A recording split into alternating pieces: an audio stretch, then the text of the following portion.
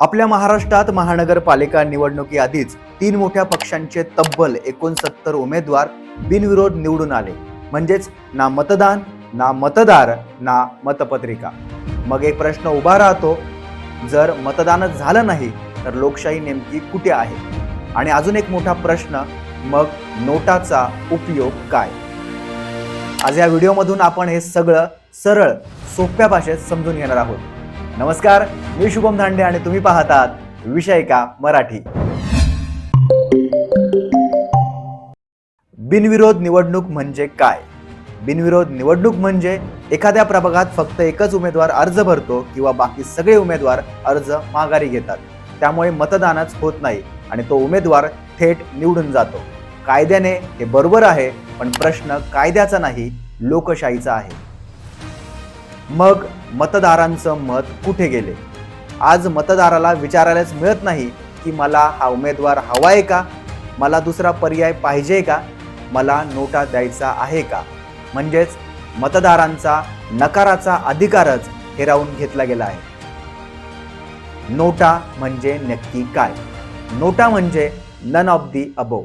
मराठीत सांगायचं तर यापैकी कोणीही नाही. नोटा मतदारांना असा अधिकार देतो की ते कोणालाही पसंत नसल्याचं गुप्तपणे सांगू शकतात. हा पर्याय उपलब्ध आहे मतपत्रिकेत आणि EVM मशीनवर. हे सर्व इलेक्शन कमिशन ऑफ इंडियाच्या निर्देशानुसार आहे. नोटा कसा आणि का आला? 1999 मध्ये कायदा आयोगाने नकारात्मक मतदान यावर चर्चा केली, पण निर्णायक पाऊल पडलं ते 2013 साली. PUCL विरुद्ध भारत सरकार या खटल्यात सुप्रीम कोर्ट ऑफ इंडिया म्हणतं की मतदार मत देतो किंवा देत नाही, दोन्ही परिस्थितीत त्यांची गोपनीयता जपली गेली पाहिजे. याच निकालानंतर नोटा लागू करण्यात आला. नोटाला सगळ्यात जास्त मतं मिळाली तर काय? इथे सगळ्यात मोठा विरोधाभास आहे. सध्या देश पातळीवर नोटाला जास्त मतं मिळाली तरीही दुसऱ्या क्रमांकाचा उमेदवार विजयी ठरतो. म्हणजे नोटा हे मतदानात मोजलं जातं, पण निकालात बदल होत नाही.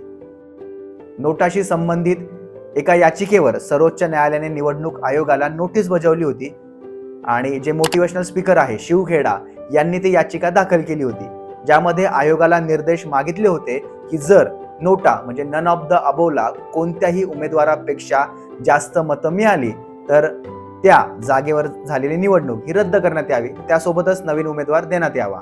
म्हणजेच काय तर नोटापेक्षा कमी मतं ज्या उमेदवाराला मिळालीत त्या उमेदवारांना पुढील 5 वर्षासाठी निवडणूक लढवण्यास बंदी घालण्यात यावी आणि असा नियम बनवण्याची मागणी त्यावेळेस करण्यात आली होती, पण दुर्दैवाने त्यावर अद्याप तरी कुठला निर्णय झालेला दिसत नाही.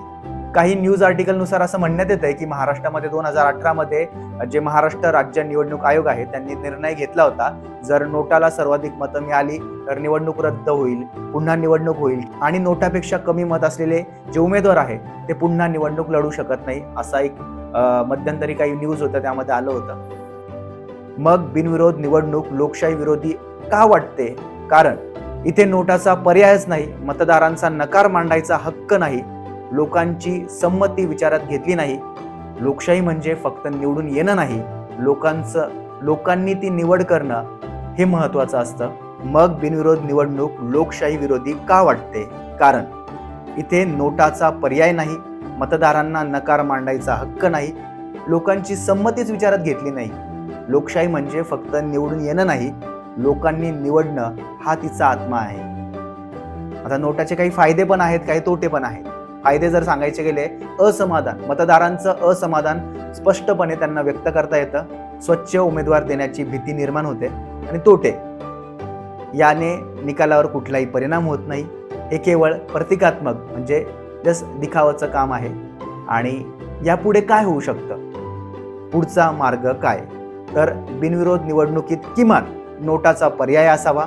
नोटा जिंकल्यास नवीन उमेदवारासह पुन्हा निवडणूक व्हावी आणि त्या निवडणुकीचा खर्च या पक्षांनी उचलावा. मतदार जागृती वाढवावी. इनफॅक्ट नोटा म्हणजे बंड नाही, तो प्रश्न आहे आणि बिनविरोध निवडणूक म्हणजे तो प्रश्न विचारण्याची संधी काढून घेणं. लोकशाही टिकवायची असेल तर मतदान महत्त्वाचं आहे. मतदान न होणे धोकादायक आहे.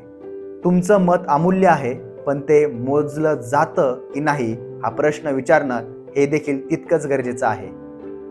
जर हा विषय तुम्हाला महत्त्वाचा वाटत असेल तर व्हिडिओला जास्तीत जास्त शेअर करा, प्रश्न विचारा, कारण लोकशाही गप्प बसून वाचत नाही, तिच्यासाठी आवाज उचलावा लागतो.